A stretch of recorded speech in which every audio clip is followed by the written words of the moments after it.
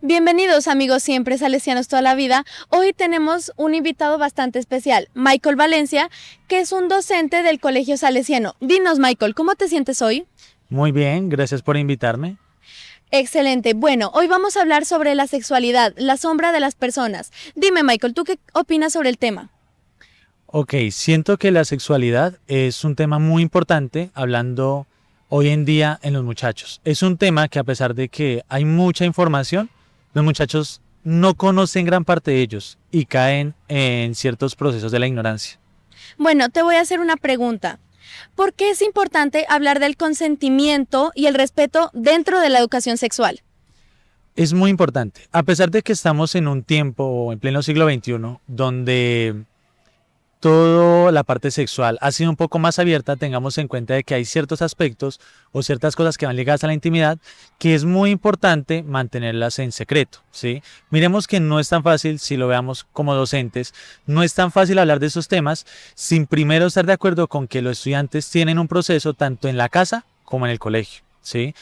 Es importante hablar con respeto y tener consentimiento de esta información, ya que podemos en algún momento, sin darnos cuenta, trascender a cierta información que puede resultar un poco hiriente para la persona que la está escuchando, ¿sí? Entonces, en ese sentido, es muy importante tener consentimiento al momento en que dialogamos esto y no trascender ciertos límites que invadan la intimidad personal de cada uno de ellos. Me parece excelente. Ahora, ¿cómo crees que la educación sexual ayuda a que los jóvenes piensen racionalmente para que luego esta experiencia no se vuelva como un karma que llegue a afectar su salud mental? Ok, tiene bastantes implicaciones. Si nosotros hacemos un recorrido en el tiempo, veamos que muchos de nuestros padres no llegaban a conocer las dimensiones de lo que puede ser tener un hijo a corto tiempo, lo que pueden ser las enfermedades de transmisión sexual, ¿sí? Y era por el hecho de que anteriormente no era muy común hablar de este tipo de temas. Por lo tanto, se quedaban en un oscurantismo donde las personas actuaban bajo impulsos sin tener en cuenta las consecuencias. Hoy en día, ¿cuál es la importancia de hablar de estos temas? ¿Por qué? Como ya hay una experiencia y ya hay una posibilidad donde podamos transmitir estas diferentes experiencias que tenemos nosotros como adultos, podemos ayudar a que el estudiante conozca de aquellos métodos de planificación, aquellas enfermedades que pueden, solo por una simple decisión de unos minutos, conllevar a una pérdida total de la vida. No solo hablemos desde el karma, claro, al nivel hormonal, si nosotros entramos en ese tipo de actos, vamos a ver que nuestros impulsos se limitan. Nuestros impulsos se alzan hasta tal punto donde nuestras emociones se pierden y pasamos al hecho de cometer actos que no debemos. ¿Cuál es la ventaja de la educación sexual en estos momentos? Que sea como sea la persona que la transmita, sea la persona que te diga, esta enfermedad, existe este método de planificación, tú caes en conciencia de que si no lo haces, de que si haces esto sin este tipo de medidas, puedes arruinar a tu vida solo por unos 2 minutos o hasta 10 minutos de un placer que no van a repercutir en mucho, ¿sí? Entonces, esa sería una de las razones, ¿sí? Es importante este tipo de educación porque limita la parte de que tengas el karma el día de mañana de sufrir con este antepasado. ¿Listo? Me parece excelente. Sigamos, amigos siempre, salesianos toda la vida. Bueno, Michael, ahora prosiguiendo con el tema de los anticonceptivos, ¿usted por qué cree que la mayoría de anticonceptivos tiene una percepción machista? Esto basado en cómo la mayoría de anticonceptivos que están diseñados para la mujer usualmente vienen con repercusiones o efectos negativos, usualmente hacia la salud mental o en algunos casos más extremos afectando ya de por sí la salud de su cuerpo. Ok, es normal en ese sentido en que miremos 2 puntos de vista. Está el punto de vista biológico y social. Si nosotros lo vemos desde el punto de vista social, claro, muchos de estos métodos de planificación o estos métodos anticonceptivos son más ligados hacia la mujer. Pero cuando nosotros nos vamos a ver el lado médico o biológico, nosotros no nos centramos en hablar de una diferencia de género, ¿sí? Hablemos de que el campo de la biología o de la medicina es un campo imparcial. No podemos verlo desde el punto de vista social, sino del hecho de cómo influyen las cosas. Estos métodos de planificación, que resultan muchas veces ser más femeninos, es debido al hecho de la capacidad hormonal. Si lo vemos en el caso del hombre, nosotros como hombres producimos espermatozoides y producimos millones de ellos. Nuestro efecto, pues, es muy notorio en el sentido de que solo expulsamos. Nosotros no tenemos el sistema para almacenar un bebé, ¿sí? Tenemos la información para definir el hombre, la mujer, ¿sí? Para las características corporales. Pero más allá de eso, nosotros no podemos trascender a ciertos límites, ¿sí?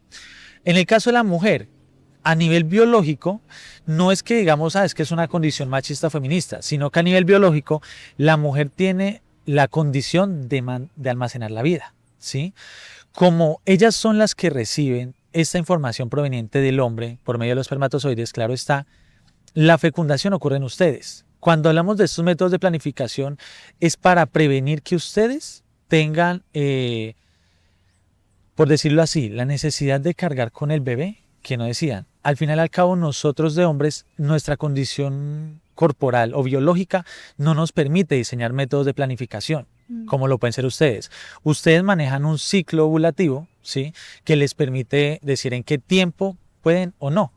Y eso se liga mucho en la capacidad hormonal. Nosotros de hombres, aunque tenemos diferentes tipos de hormonas, no son hormonas ligadas al embarazo. Cuando se juegan con los métodos anticonceptivos, muchas veces, o algunos de ellos, juegan con el hecho de simular que ustedes están embarazadas, para que en ese momento no ocurra una fecundación, ¿sí? Hace que el cuerpo haga como una especie de engaño a nivel biológico para que ustedes no puedan quedar embarazadas. Es eso, más que una condición social o enmarcarlo en algo machista, enmarquémoslo en la parte biológica, donde vamos a ver que realmente es por la condición de la mujer y la condición del hombre. Bueno, Michael, ahora liguémonos un poco más hacia la parte de la salud mental. ¿Usted por qué cree o por qué pensaría que la sexualidad influye directamente en la salud mental, no solo de los jóvenes, sino de todo el mundo que tenga una vida sexual activa? Ok, la razón por la que influye es por el hecho de que si nosotros no tenemos este tipo de educación, arrancamos con el percance o el problema de que podemos cometer un error por ignorancia, ¿sí? El no conocer este tipo de cosas podemos llevarlo a tal extremo que podemos cometer un error sin pensarlo. Veámoslo así, en un contexto social. Si la persona no conoce que existen estos métodos de planificación sexual, no conoce este tipo de anticonceptivos y resulta que van a una fiesta y desconoce la gran cantidad de enfermedades de transmisión sexual o el mismo hecho de quedar embarazada, ¿sí? Va a tomar decisiones por un impulso emocional. Al momento en que nosotros hablamos de educación sexual, aunque sea muy poco el tiempo, aunque sea muy poco tiempo que nos hayamos visto en ciertos momentos, hayamos hablado de eso y le haya dado a conocer enfermedades, al momento en que haya llegar este acto, se te va a pasar por la cabeza, no venga, hay ciertos límites que no puedo trascender, porque si trasciendo a esto, puedo cometer un error en la vida, del cual o me puedo arrepentir o que no era algo que yo esperaba, ¿sí? Entonces, es importante porque aunque ustedes los jóvenes son la población que es más impulsiva a tener este tipo de actos, es mejor enseñarle a ustedes. Ahora hablemos también de los adultos. No todos los adultos conocemos este tipo de información.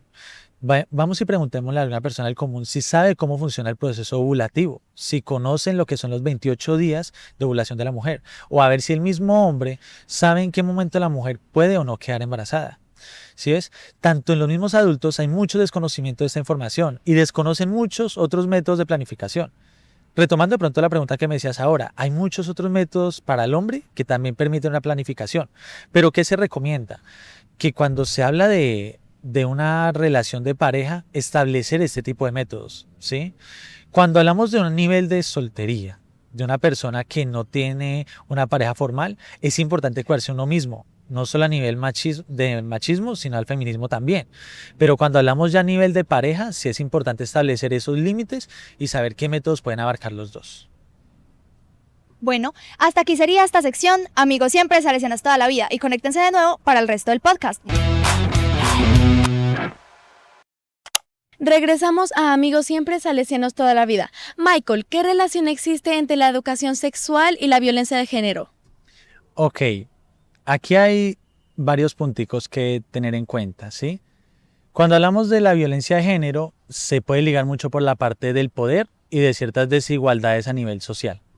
Cuando hablamos de la educación sexual, hablamos de enseñarle a las personas, ¿sí?, sobre esos métodos de planificación, sobre esos riesgos que pueden cometer y sobre las consecuencias que pueden conllevar, ¿sí? Si nosotros tratamos de ligar las dos cosas, vamos a ver que el educador tiene que tener una educación sexual integral, ¿sí? ¿Por qué integral? Porque esta es una brecha muy delicada. Hoy en día la sociedad está un poco débil, ¿sí?, en que cualquier comentario puede traer una ofensa a cualquier persona, ¿sí? Mal dicho. Cuando hablamos de una educación sexual integral, hablamos de esa educación donde promovemos esos diferentes métodos de planificación, esos diferentes métodos o esas diferentes enfermedades, porque no importa el género, ¿sí? Puede ocurrir una enfermedad de transmisión sexual en cualquiera de los sentidos, ¿sí? Entonces, la relación es muy cercana, pero nosotros tenemos que tener el tacto para dialogarla. Ahí es donde entra la palabra integral. Cuando hablamos de integral, no nos ligamos a simplemente hablar de hombre y mujer. Hablamos de todos los géneros que hoy en día han aparecido, ¿sí? La relación es muy cercana en ese sentido, pero tenemos que verla con objetividad.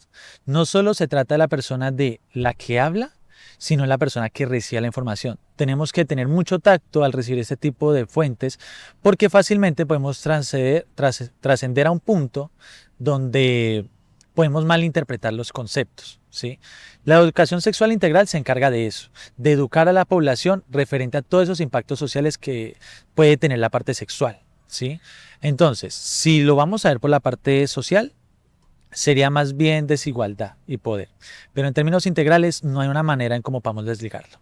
Es importante saber de este tema. Michael, muchas gracias por tu aporte y esperamos tenerte de vuelta. Esto sería todo. Amigos, siempre salesianos toda la vida.